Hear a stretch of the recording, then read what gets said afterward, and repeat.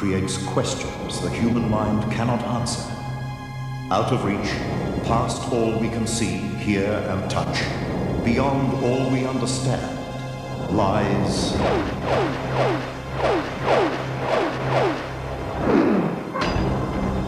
the extraordinary. The extraordinary is the ghost that walks the halls of this historic home in the city of Adelaide. All the light globes exploded and 2 paintings just came flying off the wall, and he just collapsed at the foot of the stairs. He just fainted. What I do know is that I got myself out of the house, started my car up, and I went back home. Those who have seen the vision say she's a young girl. Few people will enter the house, and those who do, never after dark. It is the chilling prediction of death, written by Luis Donaldo Colosio, the man handpicked to become the next leader of Mexico. Think of this marvelous place where there is no death, and where I am near the inexhaustible source of happiness and love. If you truly love me, cry no more for me. I am at peace. His vision came true. Colosio was gunned down in cold blood. The extraordinary is the day actor Roger Moore left his body and floated above a soundstage in Hollywood. And I have to hold my breath. And the directors, the director David Vedder got Ave Maria playing. And I swear I left my body. And I went up above stage 12, and I was right above all the sound stages at MGM. And I was up there in the clouds looking down. It is the chilling vision that woke a mother in the middle of the night. Her son was fighting on the other side of the world, and she had seen him die. I said, well, what's wrong? And she said, there's something wrong with your brother. She said, my head is aching. And she said, the watch that we gave him for his 21st birthday, she said, it's on a string and it's laying shattered on the ground. A frightening series of images that proved dreams do come true. The extraordinary is this woman's dream about one of the world's great horse races, the Melbourne Cup. Vintage Crop in the front, Vintage Crop will win the Melbourne Cup. Vintage Crop is first, Payaka Nick is second, I think, just ahead of Mike Cator. He was just sort of screaming at me and saying, you did it, you did it. Vintage followed by Frontier Boy. Back behind them is when we'd won, Scotty said, oh, we might be able to have enough money for a deposit now. We thought, you know, maybe a few hundred. Then, you know, when Scotty said that, he rang his mum and his mum said, oh, it's going to be a big payout. She knew the winning numbers before the race and won a fortune. Just some of the stories that lie beyond our normal understanding. Tonight on The Extraordinary. We'll have more on that amazing dream later. Good evening, I'm Warwick Moss. At first glance, it looks like a beautiful turn-of-the-century home. Built by master craftsmen, it's an architectural masterpiece and dominates its surrounds. During the day, this home in the city of Adelaide looks like any other imposing two-story building. But after dark, everything changes. There's a ghost on the property, and it scares the new owner so much, he won't spend the night there. There's got to be a way you can get rid of ghosts. Priests, parapsychologists, there's got to be a way. If there is a way, Tony Sirianos has yet to find it. He's tried the church, he's tried a clairvoyant, but still, it seems, the ghost of Mendlesham haunts its historic hallways. Mendlesham is a part of Adelaide's history, a part of the city's architectural heritage. And when it comes to cold, hard dollars and cents, it's said to be in the real estate top 10. Even from the outside, you can sense the opulence, the elegance of years gone by. But inside, it's a different story. Windows go up and down on their own. Cupboards open and shut for no reason. And one room is always bitterly cold.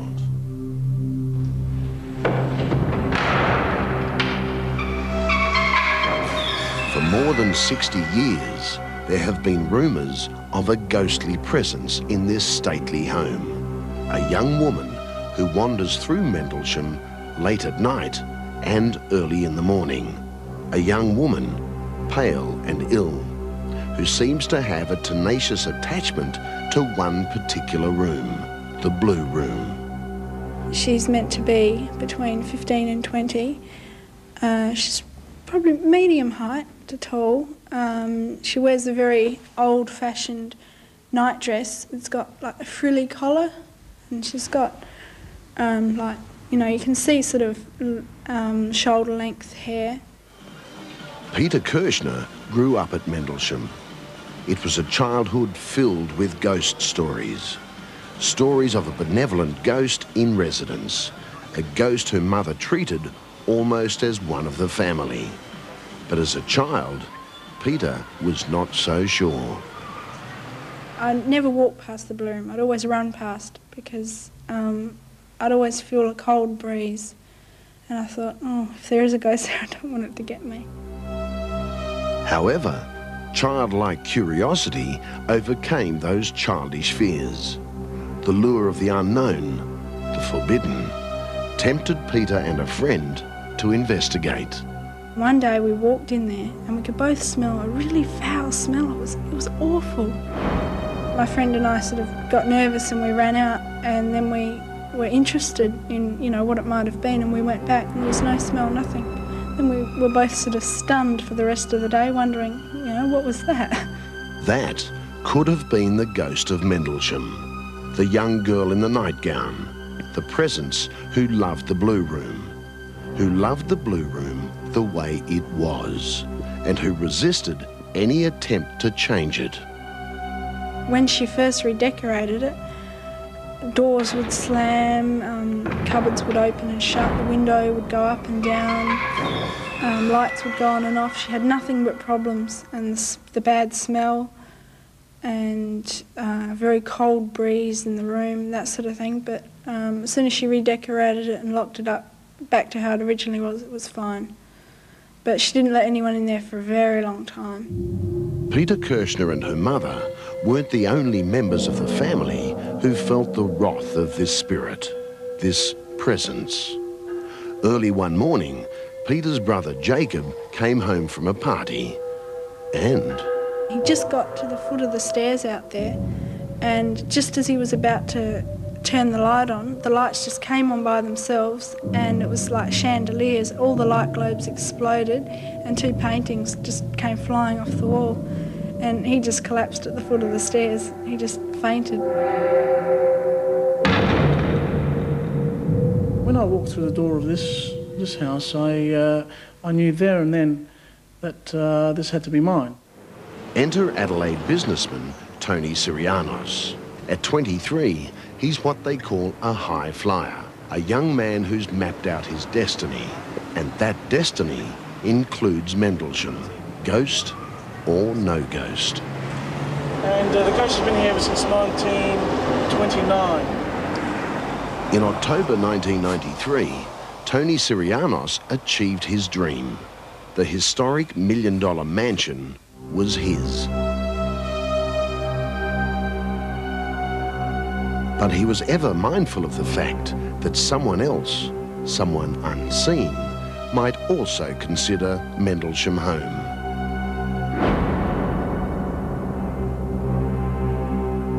So Tony asked a Greek Orthodox priest to bless the building and exorcise the ghost.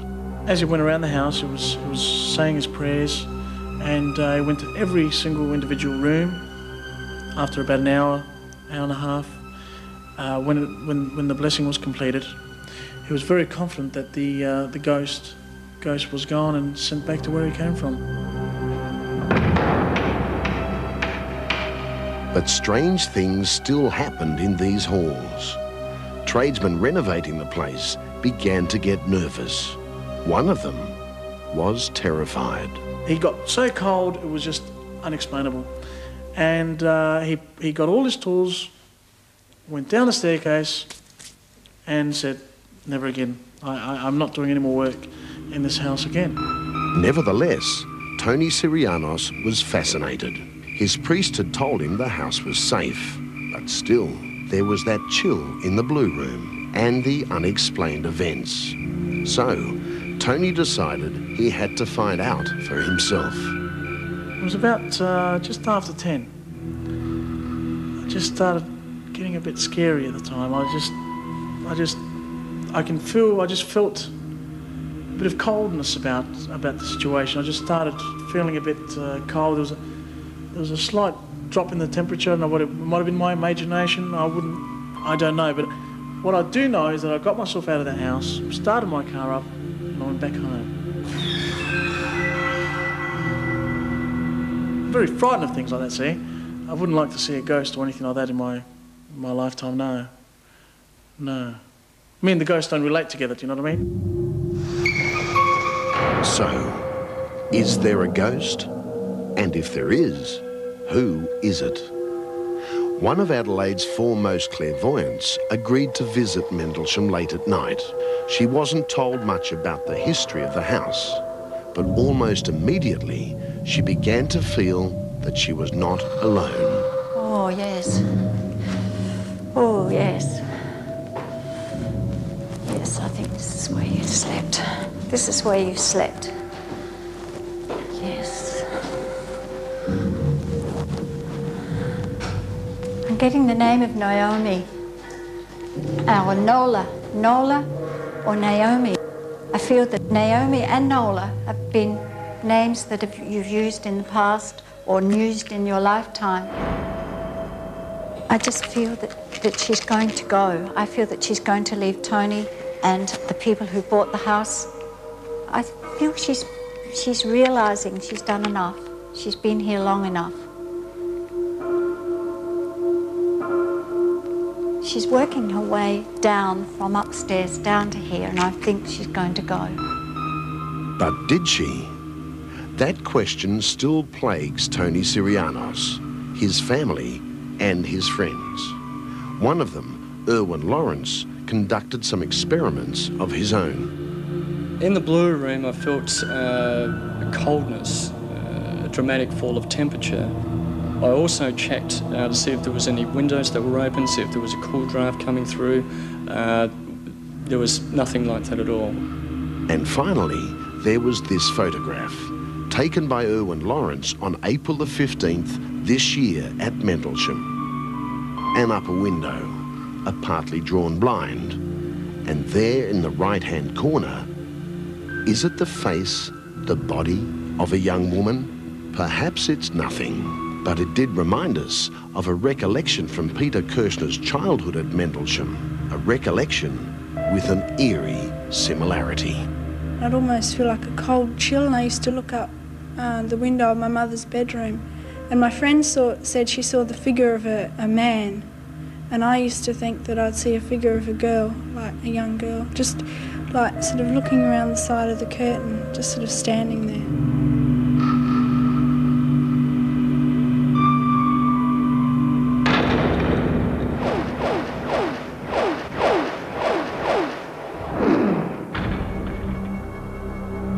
The recently assassinated Mexican presidential candidate, Luis Donaldo Colosio, made headlines around the world. His death was a shock. No one thought the hand-picked successor to the nation's top job could possibly meet such a fate. But it appears one person did, Colosio himself. Days before his death, he was sitting on a plane when he wrote a prophetic poem to his wife, telling her not to worry about his departure, from this earth.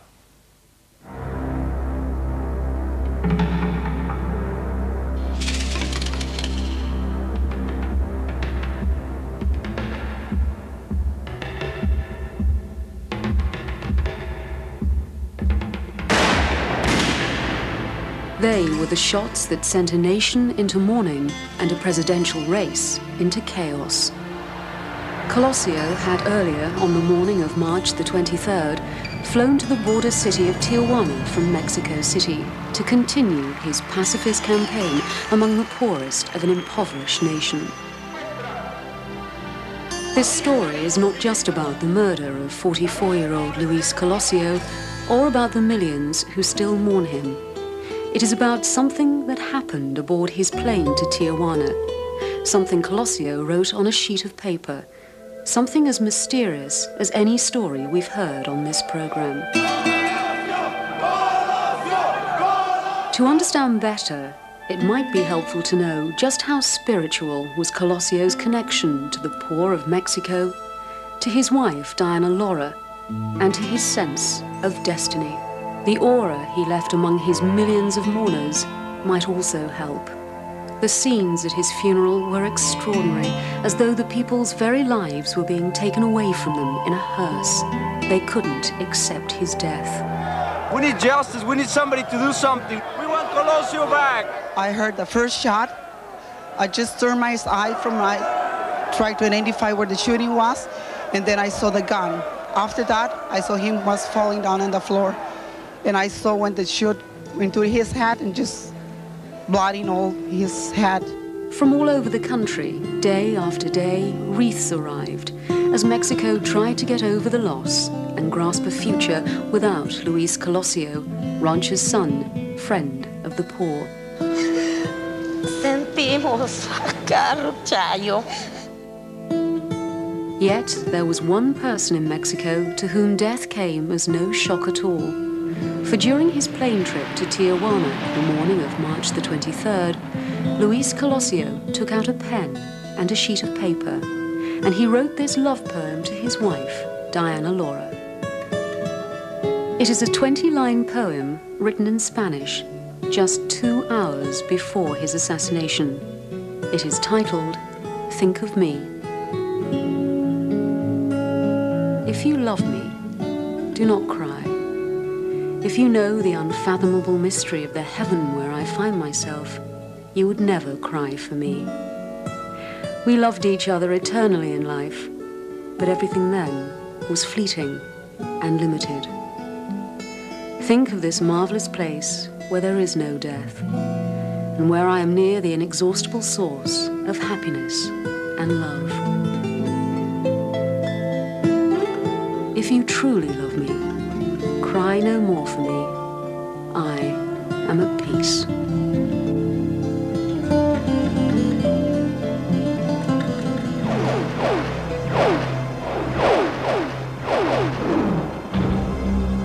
Roger Moore won fame as the Saint on television and hit superstardom with his role as James Bond. But Roger is not just about Hollywood effects, gadgets and exploding sports cars. Inside, he really is a quiet man who thinks about a lot of things beyond the norm. Getting to the private thoughts of Roger Moore can be as difficult as extracting one of Her Majesty's government secrets from James Bond. He's had a lot of practice at staying tight-lipped. For years as the Saint on TV, and then as 007 in Live and Let Die, Man with the Golden Gun, The Spy Who Loved Me, For Your Eyes Only, Octopussy, and his final assignment, A View to a Kill. You see, what you find out about me is that I am very private, and I always find it very difficult to talk about myself. Much rather talk about other things. Pulling things out of me is like trying to get one of my non-existent wisdom teeth out. As a result, it's a rare occasion that Moore will sit down with anyone to talk personally. He's a private man, father of 3, and married to the same woman, Louisa, for 30 years. Though with all that, there are touches of the Bond lifestyle. He winters in Gstaad, Switzerland, summers in the south of France, and spends a few months each year hanging around his Beverly Hills home. For the past 5 years, though, he's abandoned the grand life to take no-frills volunteer trips to the impoverished regions of Central and South America for UNICEF. As 007 on the Saint, I was always on a mission of some sort. But they were make-believe. My real mission is to help the world's children in UNICEF. You experience all sorts of things, all sorts of emotions. Deep anger, deep rage when you see the brutality that children suffer at the hands of man, not at the hands of God. You know, to see children limbless because of grenades and mines and civil war. To see children blinded or dying from starvation, malnutrition, and from ignorance. And at the same time, elation when you see that there are so many people around the world trying to do good, trying to help. The trips also jolt him back to reality and put Hollywood in perspective. We've become so insular, you know, we're all in this town in particular. You know, I'm lucky I get out of it. When you come back, you realize that all they do is live and breathe being here. You know, they've all got to go to Morton's on Monday night. They have to have the tables and be seen. They live and breathe. I think it's rather good, actually, that some of Hollywood has moved out, you know, and I think a lot more is going to move out when the insurance rates go up because a lamp in an earthquake might drop on Warren Beatty's head. Roger grew up in a different world. The only son of a London policeman, he ended up in acting, but the review for his first starring role was not one for the scrapbook. It was a picture called Diane. It was my first starring role opposite Lana Turner. And I played Henry II of France, and she played Diane de Poitiers.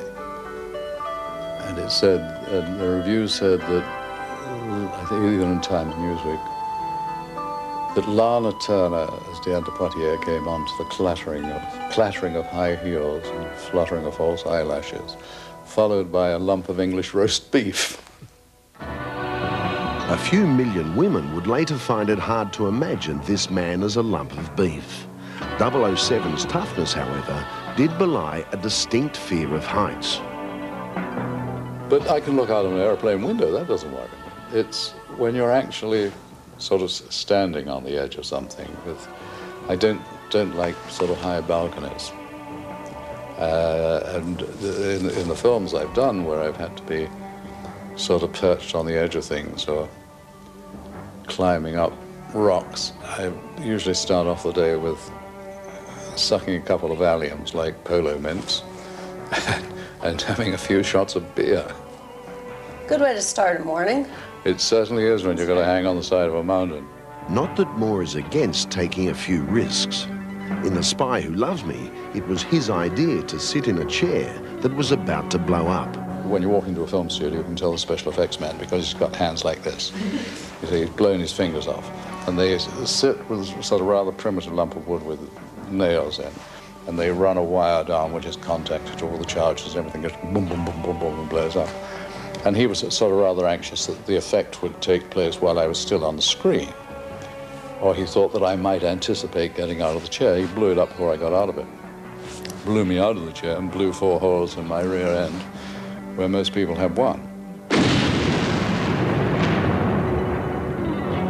Are you afraid of death?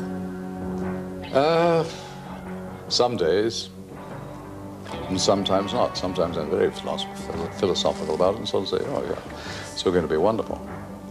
What do you think happens to us when we die? We get buried or we get burnt. What happens to our souls? I like to think that something goes somewhere beyond just being a memory in other people's minds. And outer space? I'm quite sure that there probably is another planet which is a mirror of this. And that may be our soulmate there. There may be another planet that's getting it right. Yeah, I'm quite sure that there is life in outer space. As James Bond, he seemed to have more lives than a cat, and once he may have had a glimpse of the next one. Funny enough, I did have a weird experience. No. Brought it up in that same film with Lana Turner. At the end of the film, I'm killed. And being a king, I lie in state. And then Lana Turner comes in, and I have to hold my breath. And the director, David Benner, had got Ave Maria playing. And I swear I left my body. And I went up above stage 12, and I was right above all the sound stages at MGM. And I was up there in the clouds looking down.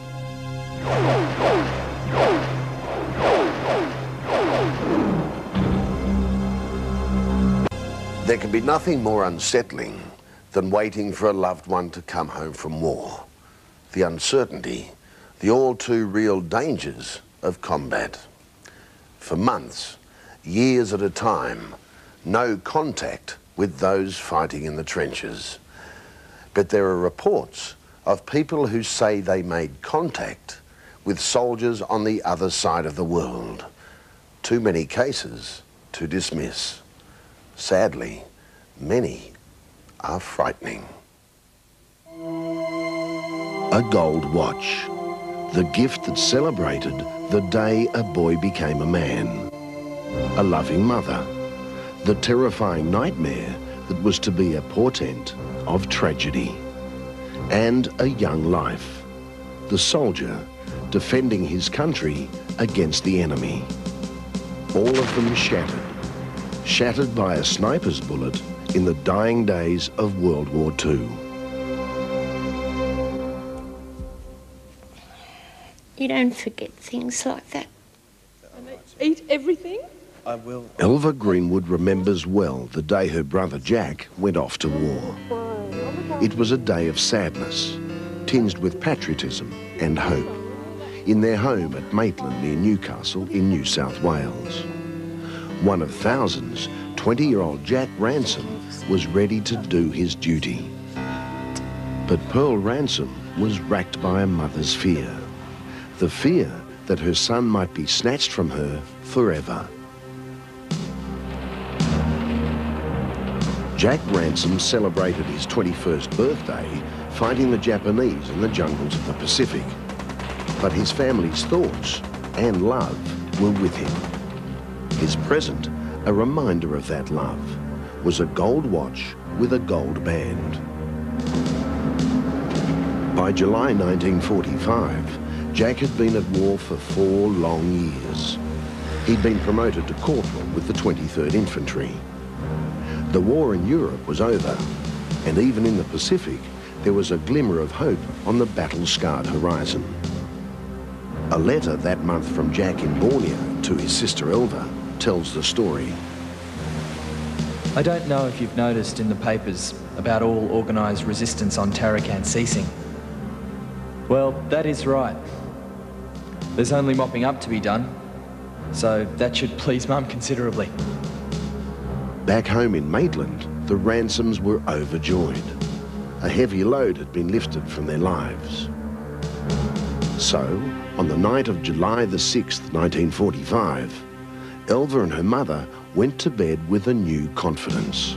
A confidence that the war was all but over, that Jack would be returned to them safely.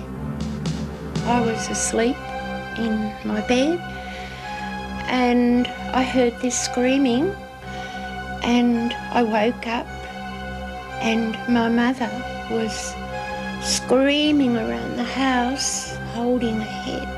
Oh, the pain, she was saying. Your brother, your brother. That night in July 1945 was almost 50 years ago. But for Elva, it may just as well have been yesterday. Her mother's anguish still echoes in her ears, and her mother's dream still lingers in her mind. It was a dream that would be the beginning of a real-life nightmare for the Ransom family. I said, well, what's wrong? And she said, there's something wrong with your brother. She said, my head is aching. And she said, the watch that we gave him for his 21st birthday, she said, it's on a string and it's laying shattered on the ground. For 3 days and 3 nights, she waited and fretted, convinced that her Jack had fallen in the Borneo jungle. The dreaded telegram arrived on the 10th of July 1945. It informed the family that Jack had been killed in action just 4 days earlier, on the 6th of July, the exact date that Elva's mother had that disturbing dream. A single sheet of paper, a short message in pencil, but enough to confirm a mother's worst fears and break her heart. Just a name, rank, serial number, date of death, and the Army's profound sympathy. Nothing more. No clues about Pearl's dream. The shattered gold watch on a string. The riddle of the dream nagged Elva and her mother for months. The war was over, and still there was no answer. There wouldn't be until the 23rd Infantry, Jack Ransom's unit, returned home. That was when Jack's death was explained, and so was the dream.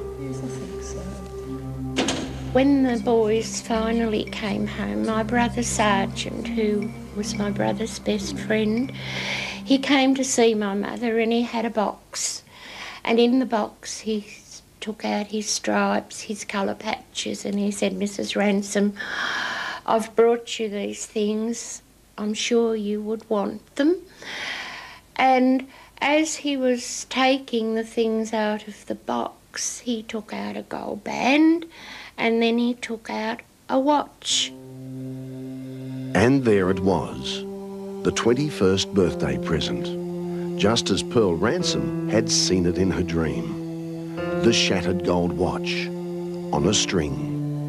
The sergeant's explanation was quite simple. In the heat of the Borneo jungle, the watch band had given Jack a rash, so he'd replaced it with a string and worn the watch around his neck, close to his heart. Never was Jack parted from his fondest reminder of home, not even the day he died. His sergeant said, there's one thing, Mrs. Ransom. Jack died instantly. There was a sniper up in the tree, shot him through the head, and as he fell, the watch was there, where he'd fallen on it. It was then that Pearl Ransom noticed the time the watch had stopped, the time the fatal bullet struck, 11:15 p.m. The exact time she'd woken in agony on the night of July the 6th, the exact time of her dream. She realised at that moment that that was the time he died. And the headache that she had was the pain that he had. It was contact between him and her. Pearl Ransom went to her grave convinced that her son, so far away, was reaching out to her that night, sending her a message of his own death. The signs were just so clear. The time, 11:15 p.m. The pain and the dream. The gold watch on a string, lying shattered in the dirt. The hardest part of it all was that he was killed on the official day that war ended in the islands. And it was very hard when his friends were coming home and he didn't come. I don't think until she died 8 years ago that she ever got over it. They were very, very close. And if anybody else had told me a story like that, I would not have believed it. But I was there. I saw my mother. The pain she was experiencing in her head. The clutching of it. She was holding it and she was screaming.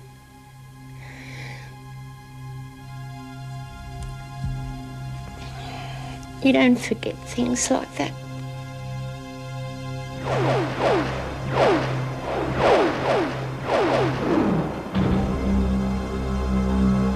Horse racing is a truly international sport. There's the English Derby, the famed American Triple Crown, France's Arc de Triomphe, and Australia's Melbourne Cup. Backing the winner of a big race is every punter's dream. It's not easy. Horses don't always do as they should. Favourites get beaten. Long shots with no chance get the money. So what do you do if you dream about the result of a race before it is run? Do you back your dream or just forget it and get on with life? Susan Garland knows the answer. It's every young couple's dream to own their own home. Susan and Scotty Garland were no exception. They'd already saved around $5,000 for the deposit on a small home in the Blue Mountains west of Sydney. But it was still not enough. They needed a little more for the legal costs involved. So Susan and Scotty decided to put their heads down and work hard. And it was at work one day when Susan was talking to her workmates when... I just happened to sort of mention I had a weird dream last night, and I said I dreamt of a trifecta, and the winning numbers were 5, 6 and 10. All I remember seeing was like a guide, like the page of a form guide, but 5, 6 and 10 just stood out, so that's how I knew they were the winning numbers. They just said, why don't you put on the Melbourne Cup?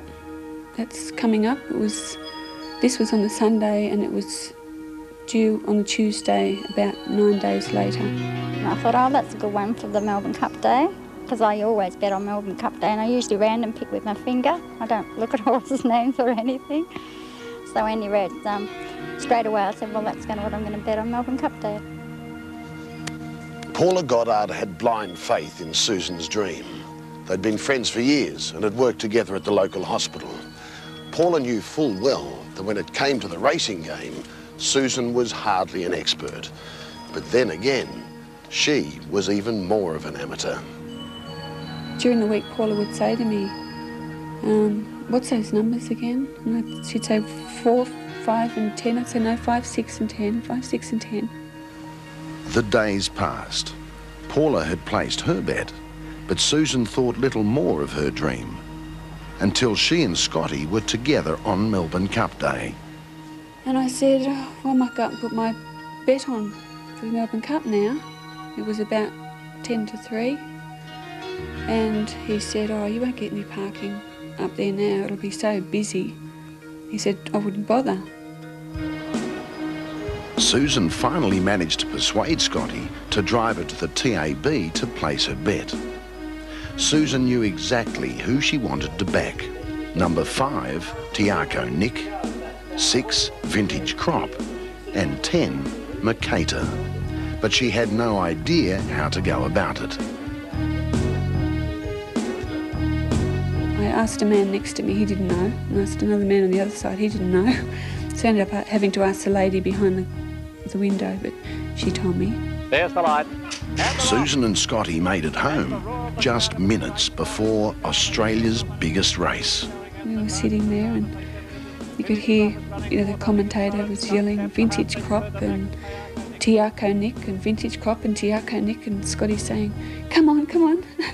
He looked at me halfway through the race and said, that's 2 horses. He said, 2 out of 3's not bad for a dream. Vintage Crop is back behind them, followed by Air Pompey, who's a long way back. Tiaco Nick is being tackled by Frontier Boy in there. Well, it was at this point that number 10 made its break.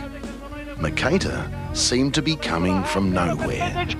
And then we heard Mercator this, Mercator that, Mercator, you know, and Scotty's going, come on, and screaming. Vintage Crop in the front. Vintage Crop will win the Melbourne Cup. Vintage Crop is first. Tayaka Nick is second, I think, just ahead of Mike Pator. And Scotty was just sort of screaming at me and saying, you did it, you did it. Great Vintage, followed by Frontier Boy. Back behind them is... When we'd won, Scotty said, oh, we might be able to have enough money for a deposit now. We thought, you know, maybe a few hundred. Then, you know, when Scotty said that, he rang his mum and his mum said, oh, it's going to be a big payout. And we thought, oh, maybe a couple of thousand, you know, this will be great. The trifecta payout then appeared on the TV screen. Susan and Scotty had won $61,867.90. I was pretty quiet. My heart was racing. But on the outside, I was really sort of calm. But Scotty, he was jumping up and down and screaming and going berserk. Just didn't believe it. Vintage Crop will win the Melbourne Cup. The dream of their own home had become reality, made possible by another dream. A dream of 3 numbers, 5, 6 and 10. But in their excitement, they'd completely forgotten about Paula and her bet. Paula had not even watched the race. She was, in fact, out shopping and had just bought a $2 piggy bank so she could save. Susan and Scotty sure had news for her. I didn't believe him at all. I said, yeah, I don't need jokes like this. Don't be silly. I said, if it's true, get Michael to ring me. So they did, and he said, it's true, Paul, you really won it. And that's when I sat down and I was stunned. Vintage Crop is first. Tayaka Nick is second, I think, just ahead of Mike Pator. Hasn't changed my life, but it's helped a lot of people because I've got a twin brother named Paul, and he was losing his house because he had a heart attack about 12 months ago and he could only pay half payments. So I brought up the house payments, $5,000 he owed on it. So he was happy, of course. And my mum, she's got cancer. So I gave her a few thousand and she was just crying because she'd never seen so much money in her life. There's 7 kids in our family.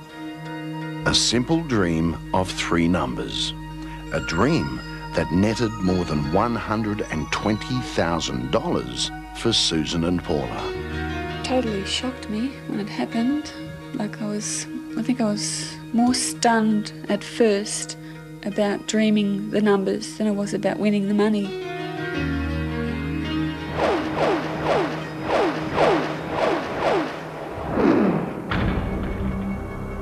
Alice star Linda Gray was driving a car one day when through the window she saw a face, distinct and unmistakable, and had the feeling that one day that exact face would come into her life. On the passenger's windshield, like this, like he was looking in the passenger window, and he was about 2 years old, and he looks exactly like he looks now, and his hands went like this through the windshield. I thought, oh my God, you know, what is happening? I was freaked out. And he said, happy birthday to you. And his hands went like that. And I thought, oh my God, what's happening to me? Days later, there it was, the face she had seen on her newly born grandson. An untold story, next time. Linda Gray. Don't miss her story. And also next time, one of the most remarkable stories you'll ever see. It's about what is known as astral projection, the ability of humans to propel themselves through space and time. For now, good night. See you in the future. There are no limitations to astral projection, none whatsoever. You can just move just out of the body and stay in the room, or you can go to the moon.